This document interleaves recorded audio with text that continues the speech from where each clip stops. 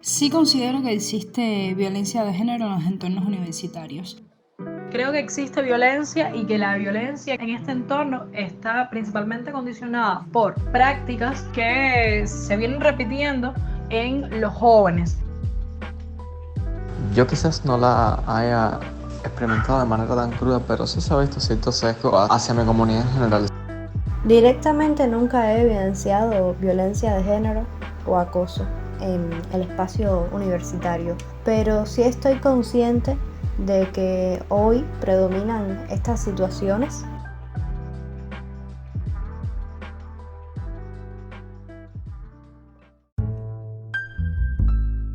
¿Cómo perciben jóvenes y adolescentes la violencia de género en el ámbito universitario? ¿Conocen los caminos para atenderla y la importancia de denunciarla? Son algunas de las interrogantes sobre las cuales indagó una reciente investigación enfocada en profundizar acerca del conocimiento y la representación de esta problemática en universidades de varios territorios del país. Aún en fase de procesamiento definitivo, asomarse a algunos avances de los resultados obtenidos en el estudio arroja luces sobre estas inquietudes.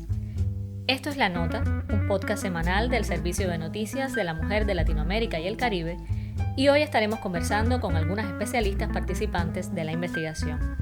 Quédate a escuchar estos minutos de audio donde intentamos, en principio, responder una pregunta crucial. ¿Hay violencia en las universidades cubanas? Les damos la bienvenida a La Nota, un podcast semanal de la Corresponsalía en Cuba del Servicio de Noticias de la Mujer de Latinoamérica y el Caribe, SEMLAC, que te mantendrá al tanto de los acontecimientos más relevantes y las historias que debes conocer desde una perspectiva de género y diversidad. Cada semana te ofrecemos una mirada profunda y equilibrada de los sucesos que moldean nuestro entorno, con énfasis en voces feministas y diversas, así como en el impulso de proyectos emprendedores liderados por mujeres en Cuba y otras latitudes. Únete a nuestro equipo mientras exploramos, reflexionamos y conectamos con la realidad desde un enfoque transformador. ¿Todo listo para tomar la nota más importante de la semana? Prepárate para pegar en tu agenda este post-it morado. Ya comenzamos.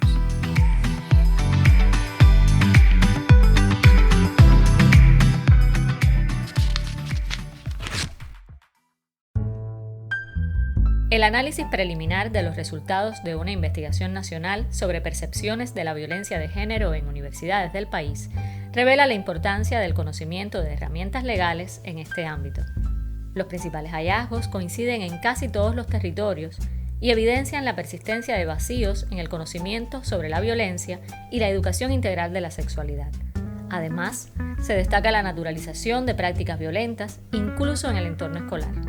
Es preocupante constatar que la indagación reveló poco conocimiento del problema y una gran resistencia por parte de decisores y directivos, especialmente en el sector de la salud. En este sentido, es fundamental que los responsables de tomar decisiones y liderar instituciones educativas y de salud estén plenamente informados sobre las herramientas legales disponibles para abordar la violencia de género.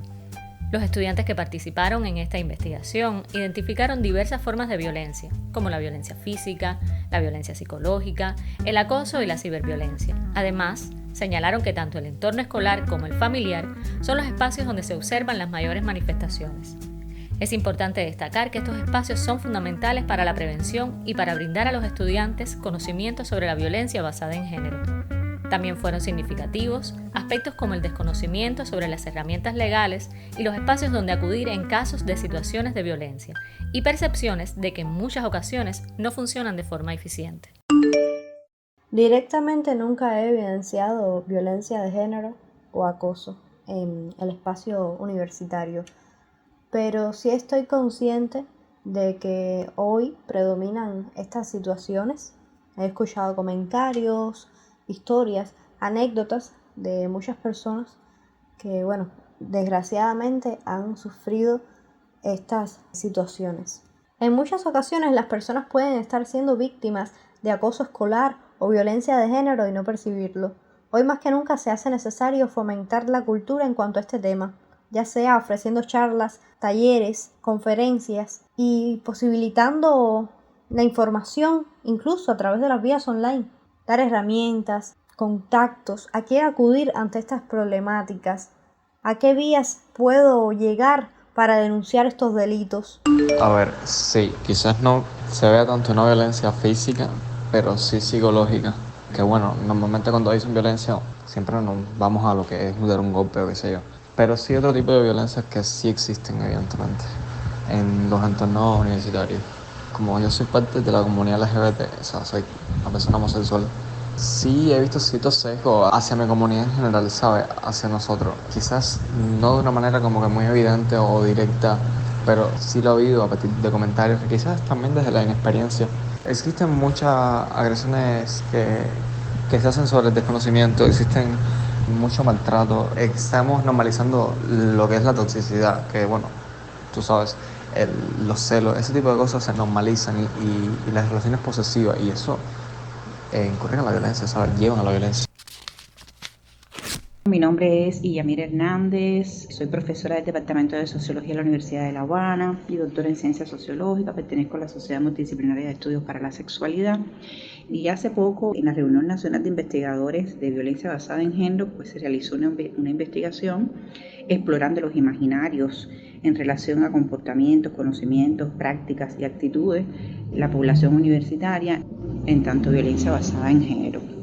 Y uno de los resultados significativos fue el reconocimiento de existencia de estas manifestaciones de violencia y acoso en los espacios universitarios. Pero sin embargo, existe también la contradicción de la no denuncia a estos sucesos por no saber las vías, los canales para poder viabilizar estas denuncias y además por los temores que existen. Por lo que considero que es importante continuar investigando y explorando la situación de violencias en el espacio universitario, porque a pesar de que la población joven intenta dar esa imagen de tener un pensamiento más libre, con prácticas diversas en cuanto a las relaciones de pareja, se pudo constatar que todavía persisten y están transversalizadas sus prácticas y sus dinámicas relacionales con expresiones de control y de poder como pervivencia de esa conducta patriarcal y machista. Uno de los aspectos también significativos es el desconocimiento que persiste en la población universitaria en relación a la educación integral para la sexualidad. Todavía existen muchos vacíos en cuanto a estos conocimientos, dificultades de orientación por parte de la familia, de las instituciones escolares. Sigue siendo un tema que al estar transversalizado por lo moral, se habla poco, se discute poco, se debate poco en la población estudiantil general, bueno, y en particular en la población universitaria, que es donde ejerzo mis funciones en la actualidad. Otro asunto importante al respecto tiene que ver con la preparación de los decisores y directivos en relación a la necesidad de abordar estas temáticas y de generar espacios de debate y de orientación para los estudiantes en sentido general que toquen las temáticas de género y de las violencias por razones de género, las múltiples violencias por razones de género, donde están incluidas la violencia escolar, el acoso y las diferentes manifestaciones de estas violencias, ¿no? Como el bullying, la violencia sexual, y eso nos alerta de la necesidad que tenemos de continuar desplegando acciones educativas en estos espacios y en particular con los decisores y directivos del ámbito y del escenario universitario. Sí considero que existe violencia de género en los entornos universitarios. Quizás no sea una violencia física, pero sí tenemos que ser conscientes de que cuando hablamos de violencia no solo nos referimos a eso, no solo nos referimos a un golpe o no solo nos referimos a algo que te deje la marca en tu piel, sino que estamos también sumidos en un mundo donde existe la violencia psicológica, la violencia simbólica, que muchas veces se disminuye la importancia que puede llegar a tener esto en alguna persona. Y creo que todos en algún momento lo hemos experimentado, justamente por eso, ¿no? Porque la violencia no solo es un golpe, también un comentario o quizás ciberacoso también a través de las redes sociales. Ahora y a partir de la pandemia también se ha abierto mucho el tener esas aulas virtuales, esos grupos de WhatsApp de nuestras propias aulas de las universidades que pueden llegar a ejercerse violencia en ellas, una ciberviolencia, y que también hay muchas maneras de ejercerla. Creo que existe violencia y que la violencia en este entorno está principalmente condicionada por prácticas que se vienen repitiendo de manera sistemática en los jóvenes, que parten de una educación que viene de las etapas anteriores de enseñanza y que también parte de la familia, y también de un desconocimiento en los límites que definen qué entendemos por violencia y qué entendemos por acoso. Muchas veces estamos siendo víctimas y victimarios de estas dos situaciones y no nos damos cuenta porque no tenemos claros los conceptos que definen a estas dos problemáticas. Los resultados más significativos están centrados, uno, en que existe un leve movimiento, cambio, ¿no?, en los imaginarios en materia de deconstrucción de algunos estereotipos vinculados a las prácticas y los comportamientos y las aptitudes y los conocimientos en relación a la violencia basada en género. Pero sin embargo, hay una pervivencia de la reproducción de esos comportamientos tradicionales, machistas, patriarcales, transversalizados por conductas que se vinculan con los micromachismos y el control, que a veces son naturalizados y todavía son muy pocos visibles en los jóvenes. Entonces, este resultado es muy importante porque estamos hablando de una población que está en proceso de formación y con la que debemos trabajar, porque sería entonces la que proveería en un futuro esa reproducción sistémica de todas las manifestaciones de la violencia de género y sobre todo de los estereotipos vinculados a la construcción de la feminidad y la masculinidad y de ese mundo en relación a las dinámicas de género.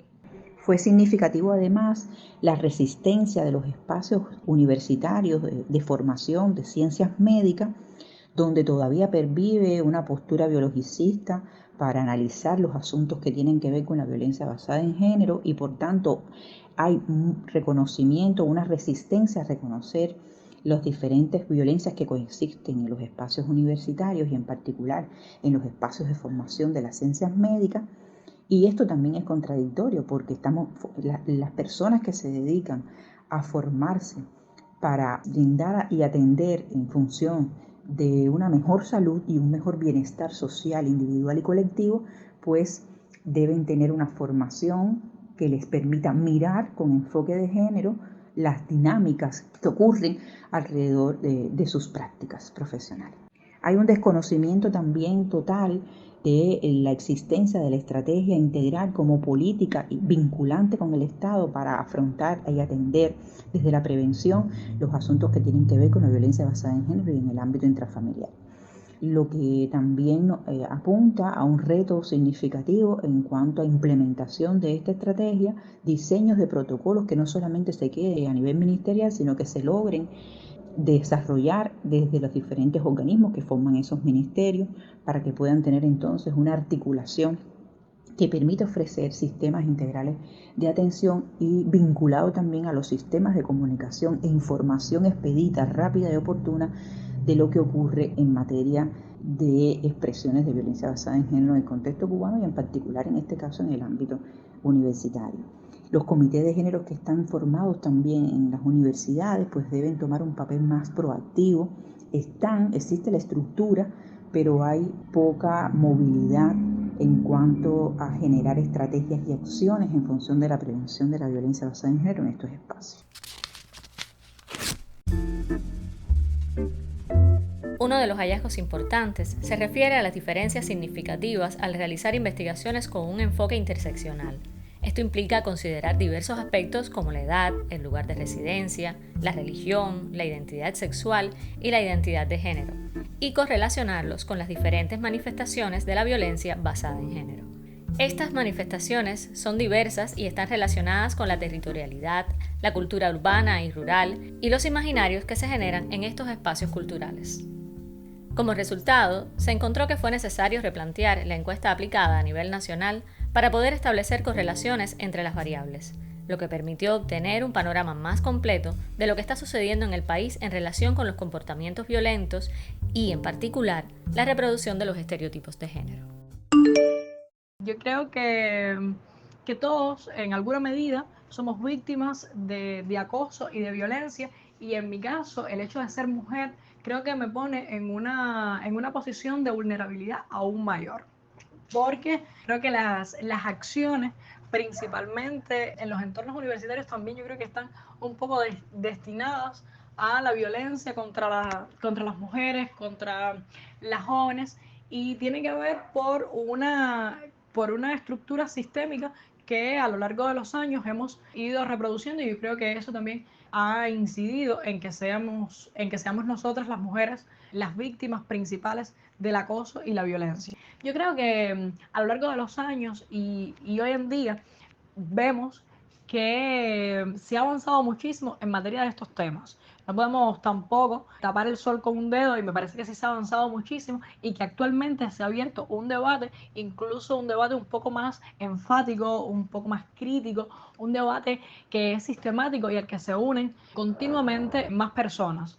Sin embargo, no creo que haya un tratamiento profundo y un tratamiento desde todos los ámbitos, desde el día a día, un tratamiento que se convierte en algo habitual, que nos haga pensarnos todos los días si estamos siendo víctimas o victimarios de violencia. Yo creo que aún en ese sentido tenemos una batalla enorme, y los espacios universitarios son muestra de ello. Bueno, mi nombre es Ismari Lara Espina, soy psicóloga de profesión, máster en psicología clínica y en sexualidad, doctora en ciencias pedagógicas, e integro un proyecto que está aprobado a nivel nacional que se encamina a la visibilidad y a la prevención de la violencia para el desarrollo de una cultura de paz, que nosotros le hemos denominado Sol Luna. Nos piden que hagamos una breve intervención en la cual nosotros podamos hablar de nuestra experiencia a partir de investigaciones que hemos hecho en el territorio matancero con relación al tema de la violencia. Si es suficiente o no el conocimiento en torno a la violencia, la educación integral de la sexualidad, yo plantearía que no es suficiente. Que no significa que por ejemplo, en el entorno universitario haya un conocimiento sobre esta. Nuestros estudiantes, la investigación que se hizo reciente en todo el país, de manera general los estudiantes respondieron con una elaboración personal, y eso fue de gran placer porque significa que sus respuestas no están estereotipadas, que venían a partir de sus vivencias.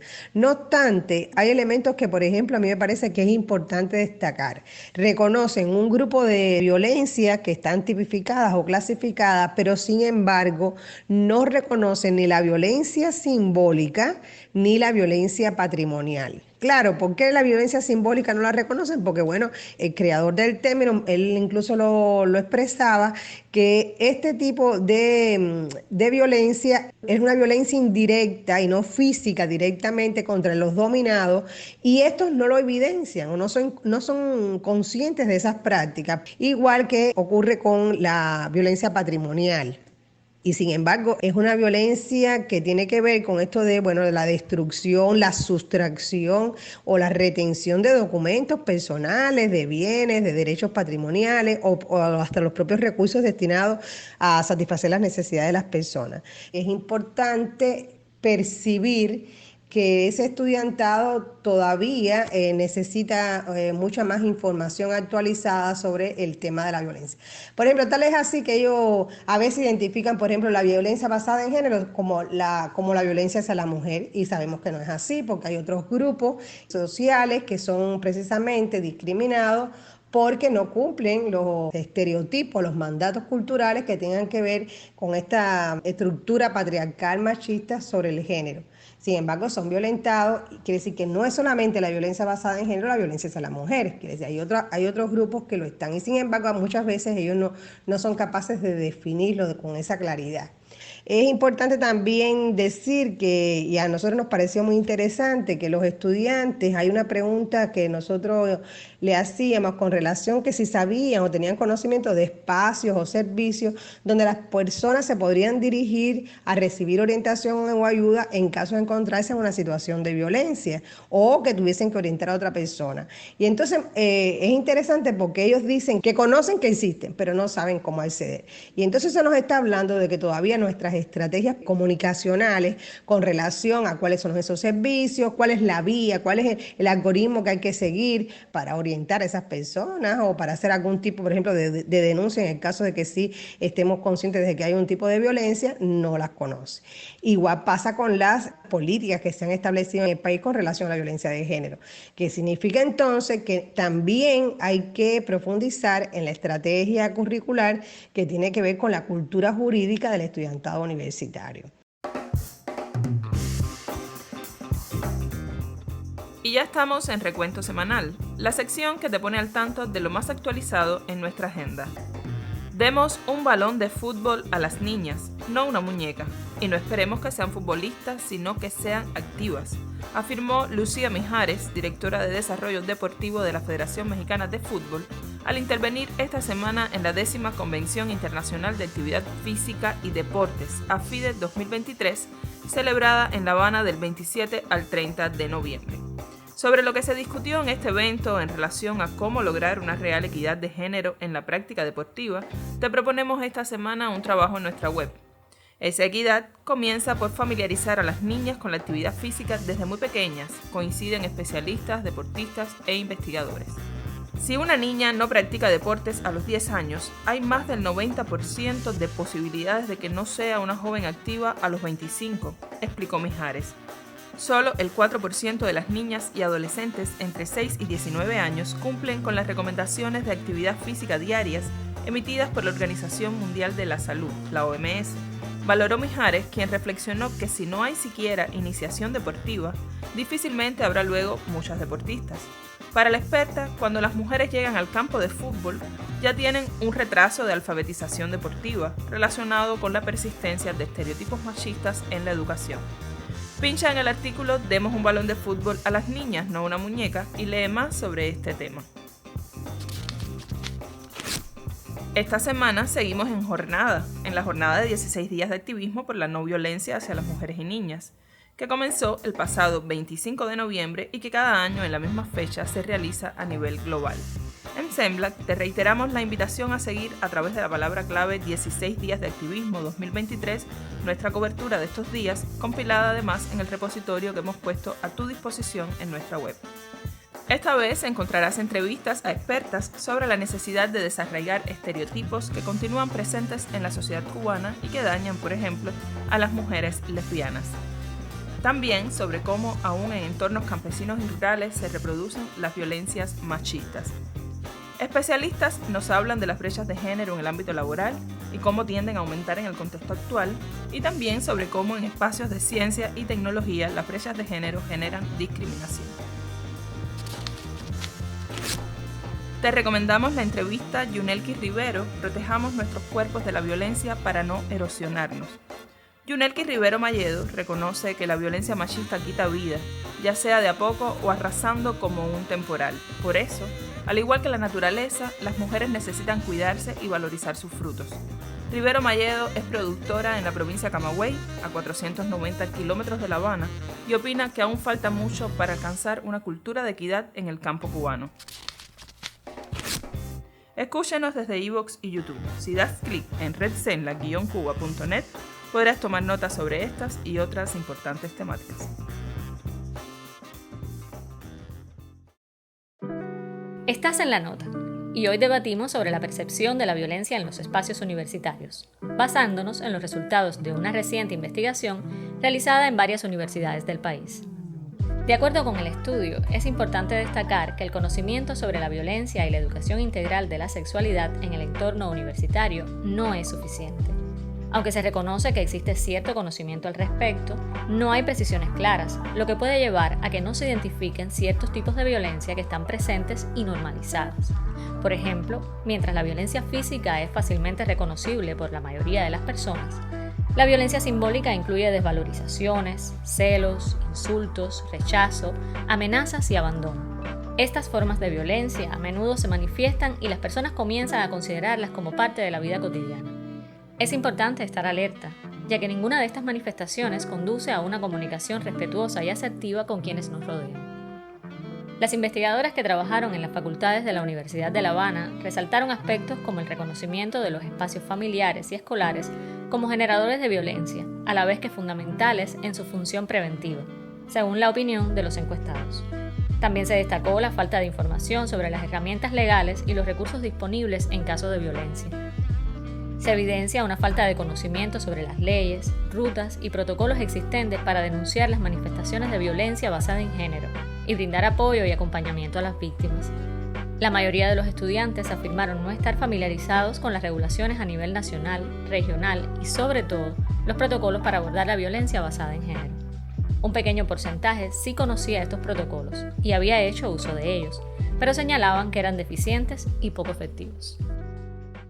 Yo creo que la educación sexual es importante en cada una de las enseñanzas, pero no creo que su etapa fundamental sea la universidad, porque hay una serie de interrogantes, de dudas, de miedos que surgen en la adolescencia. Yo creo que desde ahí la educación sexual tiene que jugar un rol en las vidas de los adolescentes y de los jóvenes para que piensen su vida, entiendan su cuerpo, comprendan la identidad de género que han decidido desarrollar y la atracción por otras personas, que la comprendan desde el respeto, desde la seguridad, desde la confianza, desde el amor, que sea una relación saludable. Yo creo que eso es algo que no inicia específicamente en la universidad, sino que viene de antes, y que la universidad ya se llega con ciertos criterios, con ciertos pensamientos desarrollados, ya sea por los estudios anteriores, por conversaciones con otras personas, por la propia práctica personal, y la universidad yo creo que ya te encamina hacia una conciencia más adulta, hacia entender y desarrollar, por lo menos desde el conocimiento, el placer de la aceptación de las otras personas. Yo creo que ya en la universidad hay una mirada un poco más multidisciplinaria, por decirlo de alguna forma, a la educación sexual, al cuerpo, a las maneras de conectar físicamente con nosotros y con otras personas. Sí, me parece muy importante que se hagan talleres, asignaturas sobre el tema desde los primeros niveles de enseñanza, con el rigor y con tratamiento que lleve esos diferentes niveles de enseñanza. Mi nombre es Yailin Rosales Sánchez, soy máster en Sociología y profesora del Departamento de Sociología de la Universidad de La Habana. Bueno, dentro de los principales resultados que arroja la investigación que se ha realizado recientemente sobre la percepción que tienen los estudiantes y las estudiantes universitarios y universitarias del país con relación a actitudes, prácticas y conocimientos acerca de la violencia basada en género, es que aun cuando se observan determinadas actitudes no violentas hacia determinadas prácticas, todavía persisten posturas un tanto quizás machistas, posturas que están ancladas a los preceptos del sistema patriarcal. Por ejemplo, en lo relacionado con el piropo, aun cuando la mayoría de los estudiantes y las estudiantes reconocían que no es natural, que no es normal que se piropee a las mujeres en la calle, porque además constituye una violación del espacio privado, muchos de los estudiantes y las estudiantes que sí lo concebían como natural, pues lo justificaban con el contenido del piropo. Si era un piropo agradable, un piropo bonito, pues entonces era algo que no afectaba, que no se consideraba como acoso, como violencia. Otra también de los aspectos, o sea, de las prácticas, de las actitudes que daban cuenta de cuánto debemos seguir trabajando, está relacionado con el aborto. O sea, el derecho de las mujeres a pedir, o sea, a practicarse un aborto ante un embarazo no deseado, aun cuando la mayoría reconoce justamente que sí. Algunos de los estudiantes declaran que no debería ser, incluso lo asocian con que esto es un asesinato. Y por ejemplo, otra de estas actitudes está relacionado con el tema de la vestimenta, como muchas veces estos mismos estudiantes y universitarios asocian la vestimenta con la decencia. O sea, en la investigación se hablaba sobre este tema y aunque la mayoría no lo relaciona, pues sí existe un pequeño % que da cuenta de que todavía existen estas posturas o estas actitudes que están ancladas en estas relaciones desiguales de poder. Hablaban también de la importancia, de la seguridad que le da a una mujer andar en las calles de noche con una compañía masculina. Increíblemente, el % de mujeres, o sea, era un representativo, un % de mujeres que sí, que reconocían que les daba más seguridad andar con un hombre por las calles, o sea que era una cuestión de seguridad. El invisibilizar todos estos temas obliga muchas veces a los jóvenes a informarse o a aprender a partir de otros medios que no pueden ser quizás los más ideales. O sea, el caso más obvio es el porno. Una relación sexual normal no tiene absolutamente nada que ver con el porno, y muchas veces lo que los jóvenes tienen como referente es eso, porque es lo que han visto. Nadie se ha tomado el tiempo de sentarse a hablar con ellos de cómo es todo ese proceso. Bueno, soy la profesora Arlene Pérez Duarte, profesora de Derecho Penal y Proceso Penal de la Facultad de Derecho de la Universidad de La Habana, y bueno, me dedico como parte de las asignaturas vinculadas a las materias penales a trabajar cuestiones vinculadas a la violencia basada en género y las manifestaciones asociadas a ella. De la Facultad de Derecho se trabajó con 40 estudiantes del segundo año de la carrera del curso regular diurno. En esos 40 estudiantes, las edades estuvieron comprendidas con 20 años, 25 estudiantes, con 21 años, 10 estudiantes y con 22 años, 5 estudiantes. Una de las preguntas que más nos llamó la atención es ¿a quién hace responsable este grupo encuestado con la prevención de la violencia basada en género? Y 35 estudiantes identifican que el Estado, que el tema de trabajar desde las articulaciones estatales, desde todo el sistema de prevención, el sistema legal, el sistema de represión de las conductas violentas, se le asigna entonces al Estado el mayor protagonismo. Y en ese orden, a continuación del Estado, la familia, la escuela, la comunidad.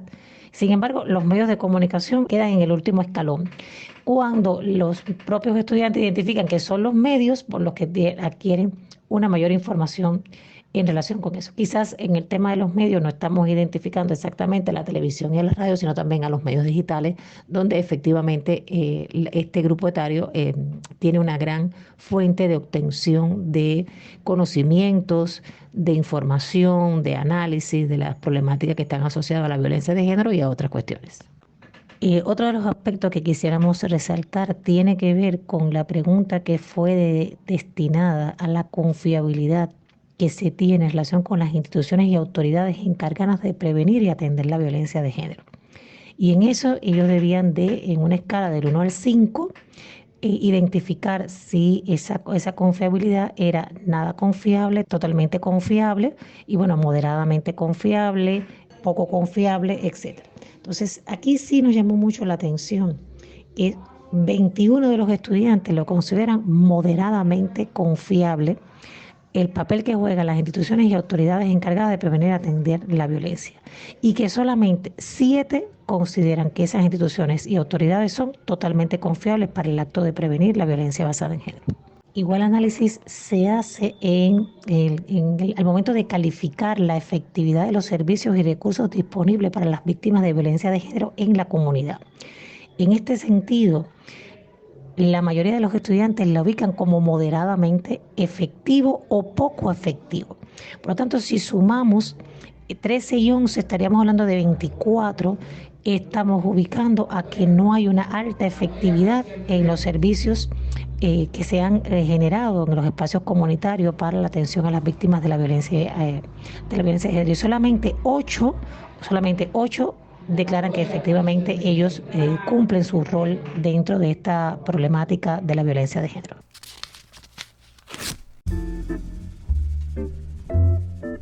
Identificar la violencia, conocer los caminos para denunciarla y buscar ayuda pasa por fortalecer la formación curricular en estos temas, también en el nivel de enseñanza superior. Es algo que las especialistas confirman que va quedando claro en esta investigación. Coinciden en que es importante aprovechar los espacios naturales de las diferentes asignaturas para transmitir el conocimiento de todo lo que está vinculado a la problemática de género, la educación integral de la sexualidad, pero también cuáles son los mecanismos, las rutas, los protocolos a seguir para denunciar manifestaciones de violencia y para acompañar a las víctimas. Los estudiantes se dan cuenta de que lo necesitan, reconocen su importancia y demandan este tipo de formación. De los resultados expuestos emerge una idea común. Fortalecer el trabajo de prevención de la violencia en la universidad es no solo necesario, sino vital en la ruta hacia una sociedad más inclusiva, equitativa y respetuosa.